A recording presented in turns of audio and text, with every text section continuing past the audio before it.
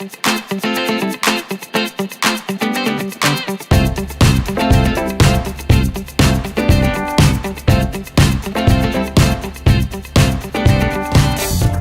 the holiday of Shavuot, we celebrate an event that happened 3,328 years ago, where the Jewish people were standing at the foot of Mount Sinai in the desert and received the Torah from God.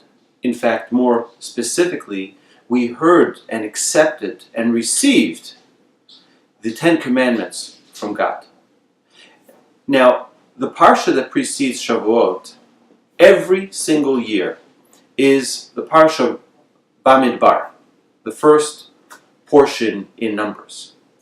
And the obvious question is, why do we have that every single year the parsha preceding Shavuot is Bamidbar? Our sages teach us something very, very critical. For the acceptance of Torah, the number one ingredient that is necessary is humility. Humility is one of the traits that we learn from a desert. The desert is very low. People trample on the earth. They stand on the earth. It's humble. We see this quality of humility is so essential to receiving the Torah. In fact, the greatest leader, the greatest prophet that the Jewish people ever had was Moses. And what does the Torah tell us about Moses?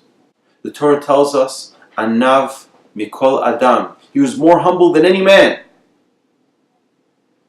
Moses was so close to God, he knew his place. And that, I think, is the definition for the trait of humility.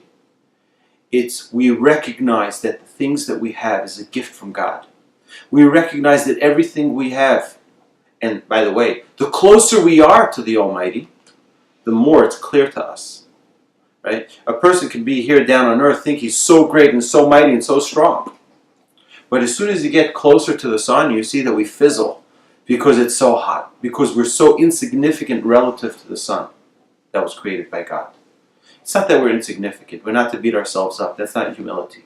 Humility is to know all of our qualities, but to know that they're, and recognize that they're a gift from God.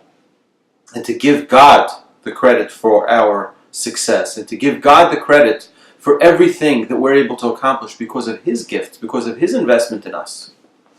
True humility means recognizing our place and recognizing God's hand in everything that we're able to accomplish. So in order to accept the Torah, it's critical for us to have this trait, to understand that everything in our life is from God. Everything in our life is a gift that He has bestowed upon us in order to accomplish our mission in life. So let's take Shavuot. Let's first acknowledge all of our wonderful traits that we have, that we were born with, or that we've acquired throughout our lives. And let's utilize them to connect more to the Almighty, to learn more Torah, to receive more Torah, to internalize that Torah, and to internalize those lessons, and become the best possible Jew we can become. Have a wonderful Shavuot.